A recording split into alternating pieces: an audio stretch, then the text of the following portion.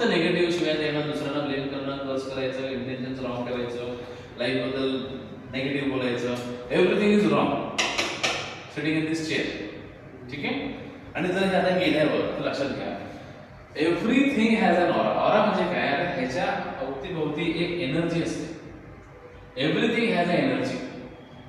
कळलं. आता ह्या चेअरची एनर्जी पॉझिटिव्ह काय काय निगेटिव्ह झाली. एवढे लोक येऊन बसले ह्याच्यामध्ये निगेटिव्ह बोलले. कधी कधी असं होतंय बघा, आपण फ्री माइंड मध्ये असतो आणि फ्रीली आपण जातो कुठेतरी आणि जाऊन कुठेतरी बसतो आपण कधीतरी, आणि बसल्यावर आपण नॉर्मल असतो, पण बसल्यावर कधीतरी वाटायला लागते की थोडंसं कधी निगेटिव्ह वाटतंय किंवा विचार आपले असे निगेटिव्ह वाटतात. आणि मला चांगलं वाटत होतं, काय मी दुपारपासून जरा वेगळं वाटायला आहे. मी एक ठिकाणी जाऊन आलो, एकट्याच्या घरी बसून आलो, एकट्याकडे बोलून आलो, एक हॉटेलला गेलो, कुठेतरी गेलो आणि I feel negative. I don't know Y. का असं होतं मी ते कळलं. मला ह्या सगळ्या 25 लोकांचा ऑरा मला टच करतोय. This chair you having a negative aura and this is touching me. Okay. मग काय होणार, नॅचरली मी जरी पॉझिटिव्ह असेल तर थोडंसं डाऊन होते, आणि जर मी न्यूट्रल असेल तर डाऊनच होते, आणि मग निगेटिव्ह असेल तर आणि अग्रेसिव्ह होते, आणि मी एकदमच राग करायला सुरू होतो. मग माझ्या घरात कोणाला कळत नाही, माझ्या फ्रेंड्सना कळत नाही, असं का हा बरा होता, का हा राग करतोय. But because that negative has gone in. कळते. दिस इज कॉल्ड ऑरा. म्हणजे प्रत्येक गोष्टीचा एक ऑरा असतो, तो पॉझिटिव्ह आणि निगेटिव्ह दोन्ही पण असतो. बऱ्याच वेळेला असं होतं, याला एक्सप्लेन एक व्हिडिओ दाखवतो तुम्हाला, ते बघून तुम्हाला कळेल.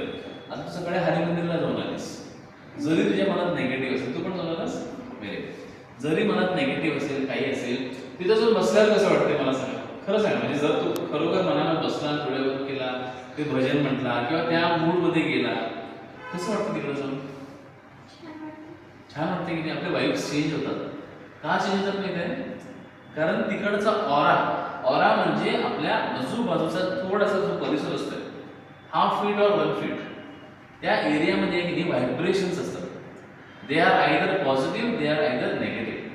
देवळामध्ये जातो त्यावेळेस सगळे लोक काय करतात, चॅटिंग करतात, पॉझिटिव्ह थिंकिंग करतात, एकमेकांचा चांगला विचार करतात, ते भजन म्हणतात, ते म्युझिक म्हणतात. म्युझिकमुळे पण हे होते.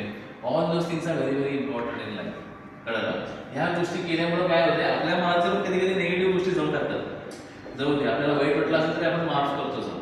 म्हणून नेहमी देवळात जावं म्हणतात. देवळात गेल्यामुळे काय होतं, तिथं आलेल्या सगळ्या लोकांचे पॉझिटिव्ह ऑरा असतो. आणि सायंटिफिकली पण जी मूर्ती प्रतिस्थापना करतात की नाही, तर ते अकॉर्डिंग टू इंजिनियर्स, वास्तू कन्सल्टंट प्रमाणे दे फाइंड आउट की कुठल्या ठिकाणी थोडंसं पॉझिटिव्हिटी जास्त आहे. प्रत्येक एरियामध्ये पण कधी कधी असते, म्हणजे त्यांना वास्तू कन्सल्टंट सांगतात या ठिकाणी हे ठेवू नका, ते ठेवू नका. ओके.